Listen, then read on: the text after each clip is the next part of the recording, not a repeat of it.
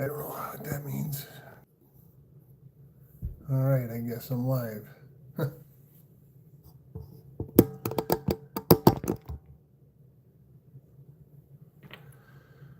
All right, well, trying a live. It's been on here for a few seconds here. Nobody's on board, so we'll just hang tight for a second. See if anybody jumps on.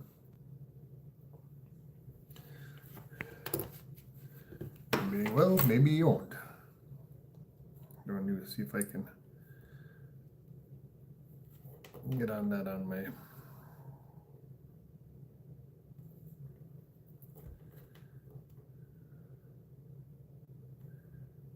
thing here.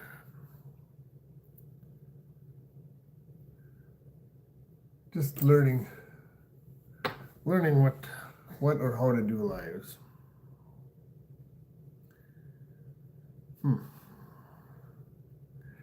Then trying to see if I can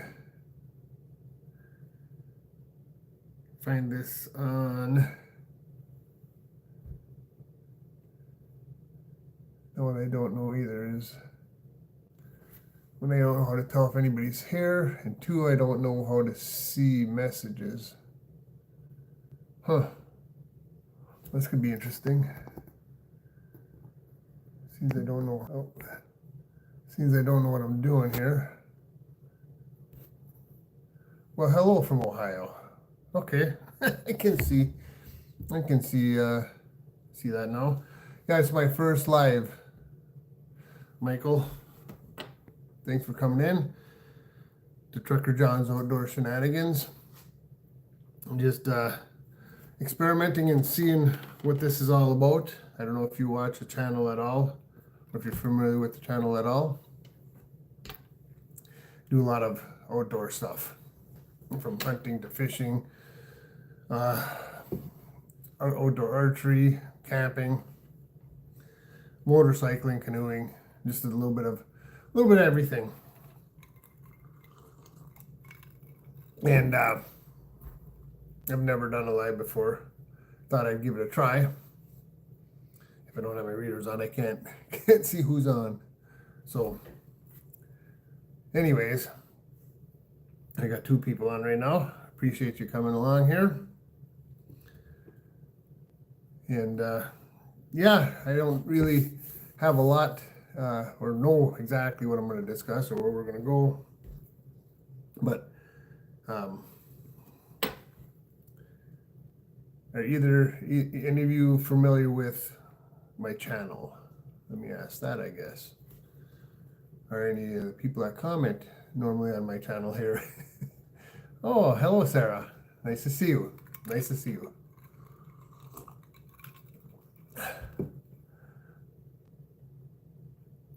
Oh, okay, Paul, thanks. I appreciate you stopping by once in a while and checking things out. Hello, hello.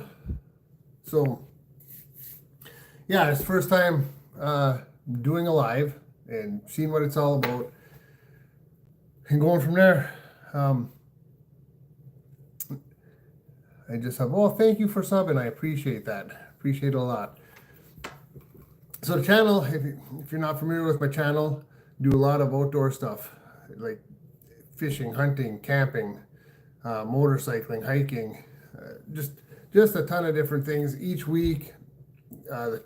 It might be something different I'm posting, and I rarely have the same content week after week. So yeah, and then like I said, it's the first time trying a live. The table's a little shaky, whatever. We'll have to dial it in over time, but we'll get this figured out. Anyways, does the camera seem like it's shaking a lot on your guys' end? I have to keep my arms off the table, I think. Yeah, that's what we'll have to do. So anyways, one of the things I think I was going to talk about tonight, I was going to discuss, recently I done a fishing trip up to Canada. And that trip was a lot of fun. the whole thing what happened with this trip up to Canada, this fishing trip up to Canada, many, many years ago when I was in my pre-teens and teens, I used to go up to Missinaibi, Canada, to a lake called Dog Lake, fishing with the pastor of our church. And I hadn't fished with him probably like 40 years, and I hadn't seen him in many years. He married my wife, and gosh, that was a long time ago. I want to say 35 years ago, maybe. And then I don't think I'd seen him in like 20 years. So I'd gotten a phone call from my mother, who had gotten a phone call from my aunt, saying that Pastor Kaiser, George Kaiser, was looking for a partner to go up fishing. And George, of course, he is age too. He was probably had to have been in his late 30s or early 40s, because when we went up there this year, he's currently 86 years old, and he'd had some operations, knee surgery and hip surgery, and had cancer in his tongue and whatnot. So he had a lot of health issues going on. And as those who follow my channel know, I have congestive heart failure, and I don't or try not to let that congestive heart failure slow me down too much. And yeah, so it was a really cool opportunity to get to go fishing with him again after so many years and get to reconnect. It was what do I want to say?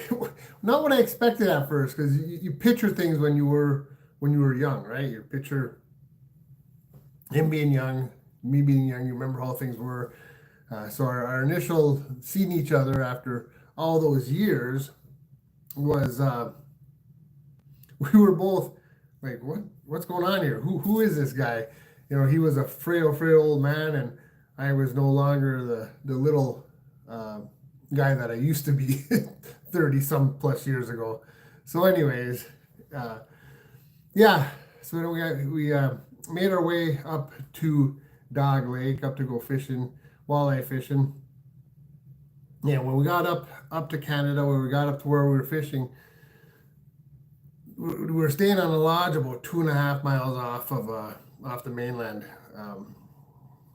off in the bush there. It was pretty cool to be up there in that setting, but it's a lot of work when you have a frail old man and a fairly old man with congestive heart failure.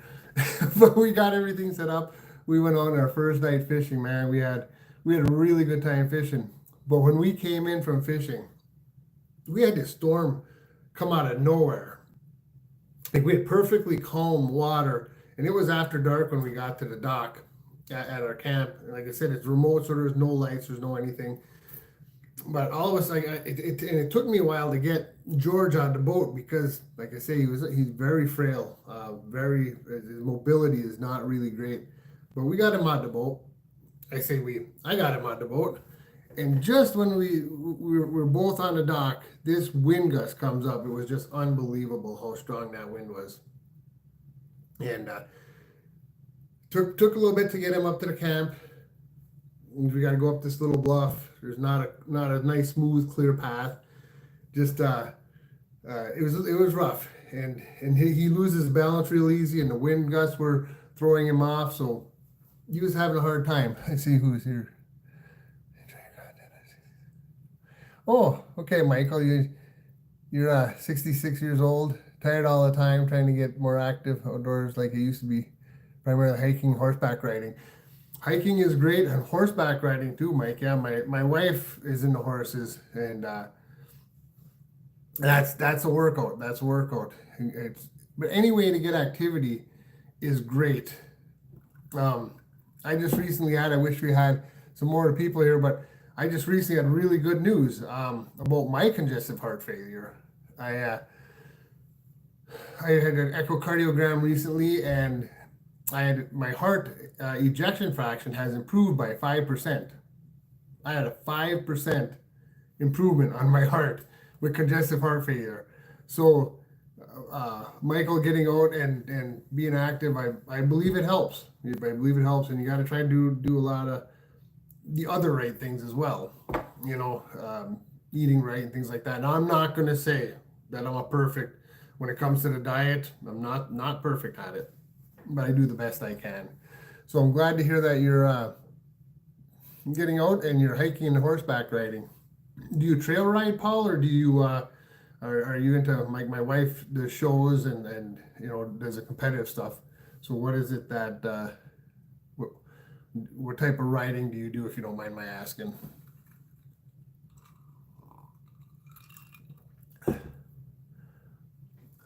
So while Paul gets to that, if he's still here, or while Michael gets to that, if he's still here, we'll continue on with my story.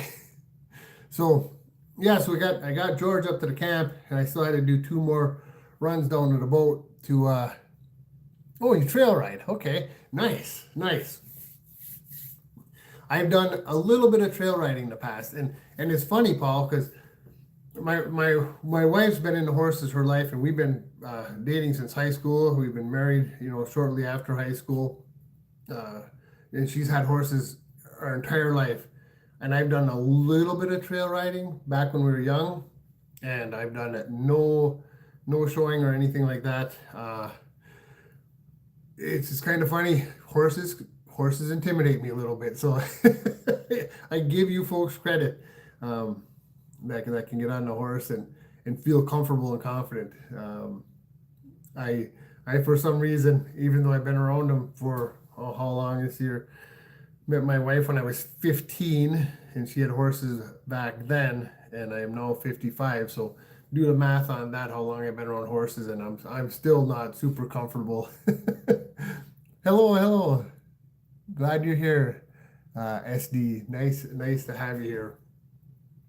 So we were just talking about doing some horse riding and my lack of confidence in that area. And then I was also sharing some fishing stories from Canada. So anyways, and I'm not gonna stay on too long tonight. We've been live for about 12 minutes so far. And I'll probably do a half hour, maybe just a little bit more than a half hour. This is the first time doing a live.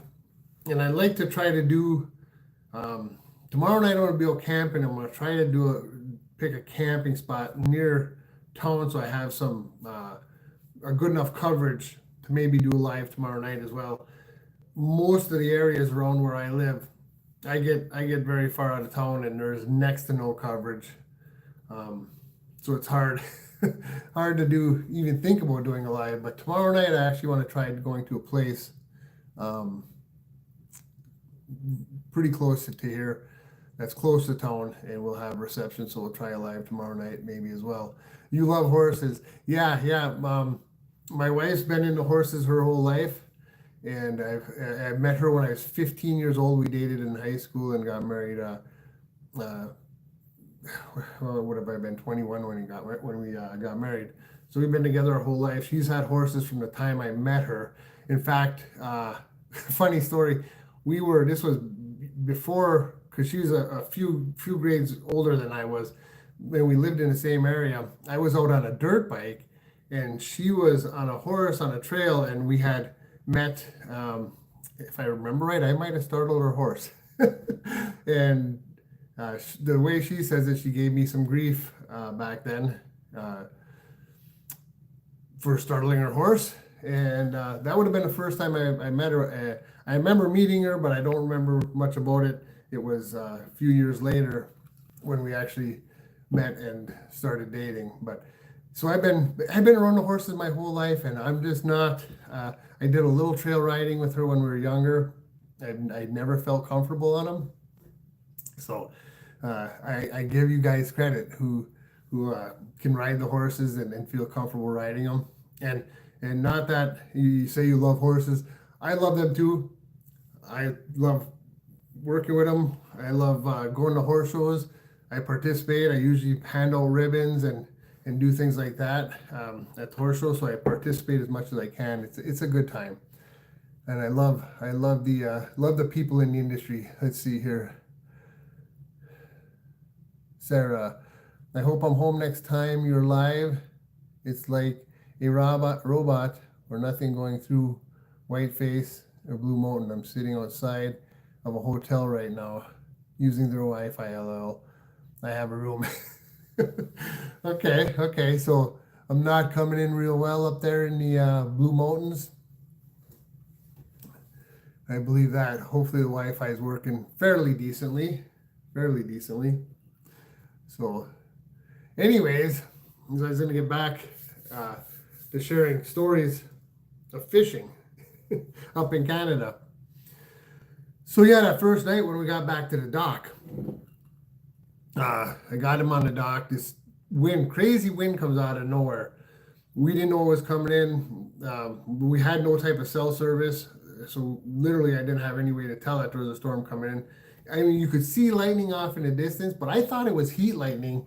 And I remember when I was a kid going up there with George, there was a lot of heat lightning, so I didn't think nothing about a storm coming in.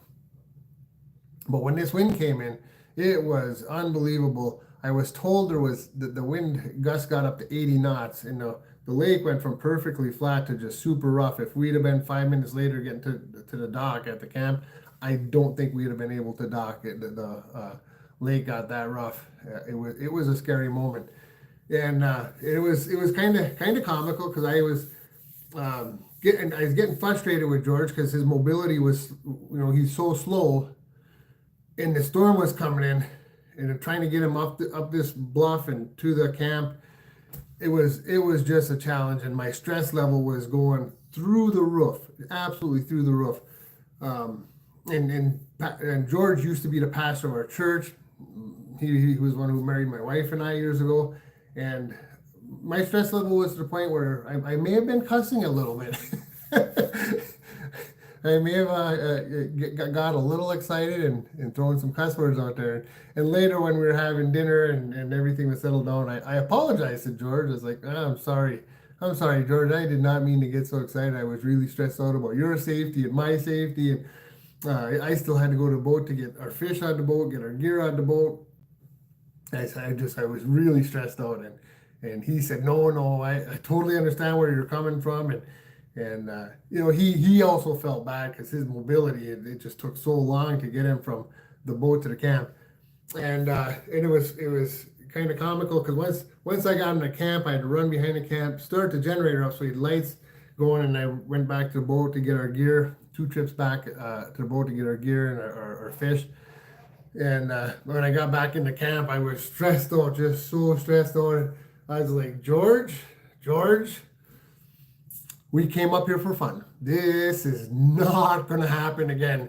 And I was a little more exaggerated with my body postures because I was so stressed out.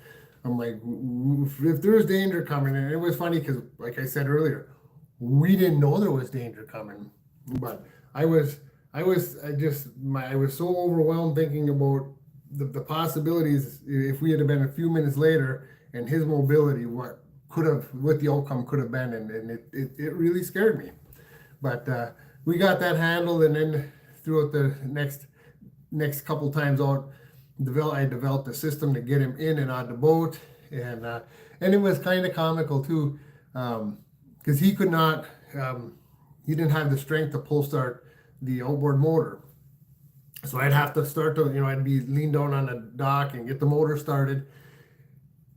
And there was times I wish he would have let me drive the boat. It was one of the things, and I don't know if it was with age or whatnot, but 2 different times we were going out to a fishing spot, and you could see there was boats out in front of us, and I'd gesture back to him and ask him, hey, you can see the boats in front of us, right? So make sure that he could see them.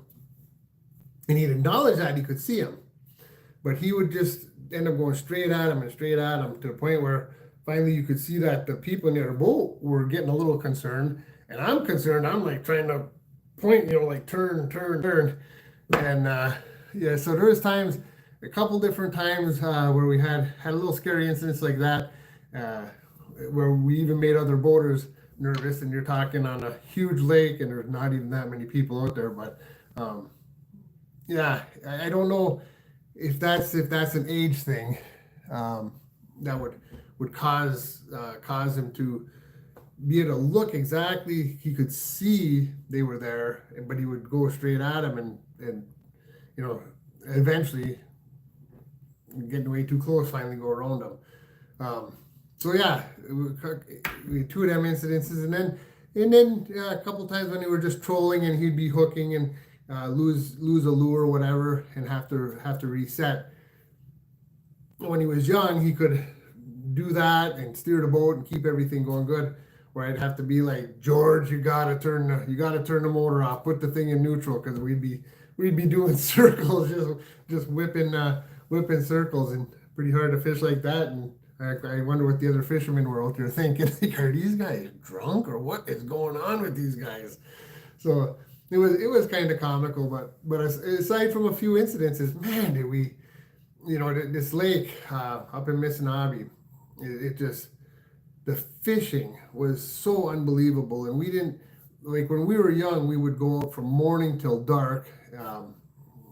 At the older age, he'd go for just a couple hours. Yeah, that's an age thing. It gets scary. Yeah, Sarah, I agree with you, Sarah, for sure. But I forgot where I was at there. Anyways, the fishing was so phenomenal. And like I was saying, when we were young, we'd go out all day, morning till dark. We would literally just go out fishing couple 2.5 hours in the evening. We went out one morning for a couple 2 or 3 hours. Each time out, it was just a couple hours. So that worked out well for both of us. Because with my congestive heart failure, even just being out in the boat fishing, doing a little bit of activity, I would get tired. I'd get tired. So I was very grateful of the pace that we actually had, because it worked out well for my congestive heart failure. And I don't know if those that are here, if everybody is aware that I do have congestive heart failure. And as I was saying earlier, I just had an echocardiogram about a week and a half ago, and I got information back on that my heart has improved by 5%. I got 5% better function than I did a year ago. So that's fantastic. And I do know, I do notice my energy level from last year to this year, it is better than what it was.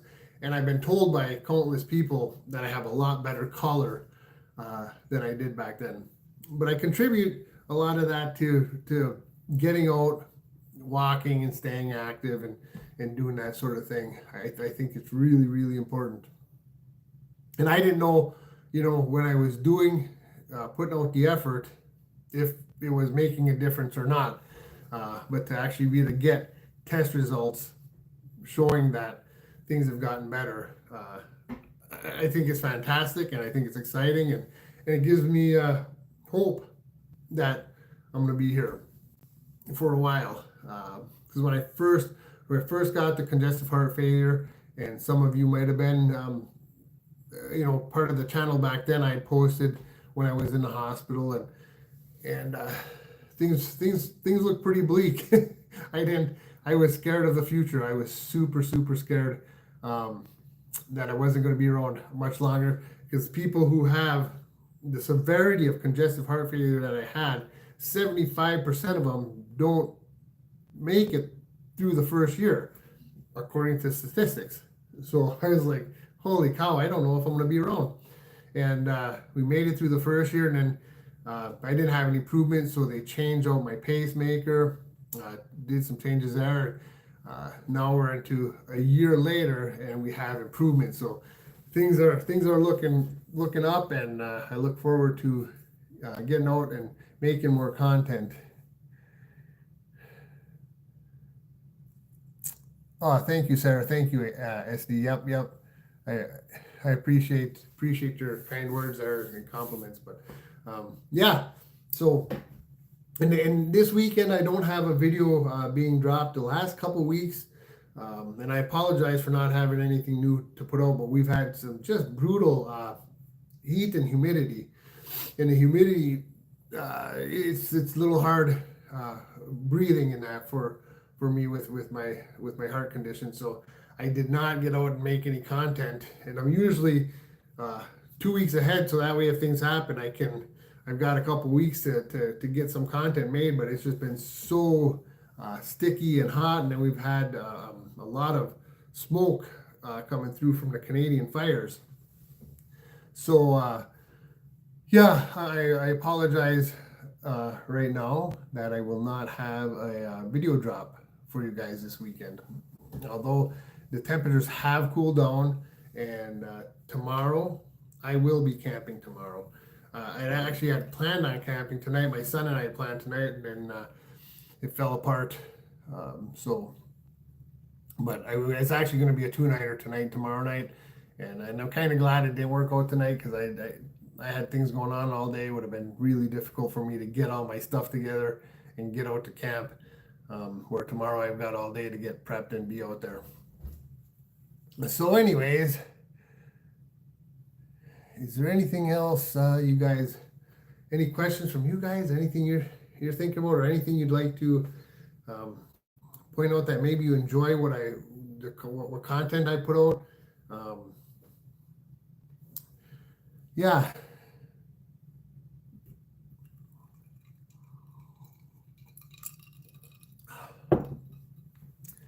Alrighty. Well, not a lot going on outside of that. I mean, I have lots of stuff to share, but don't want to do it all in one night.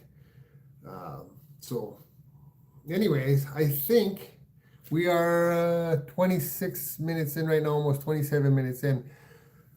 So I think what we're gonna do is, sorry, I keep getting close to the close to the camera. Even if I don't have readers on, I can't see anything. I can just see scribbly, and then if the camera's on, I gotta really still get up close. Well, thank you, Michael. I appreciate that that you enjoy the content I put out. Yeah, one of the things I haven't done this year is I haven't got any canoeing content out at all.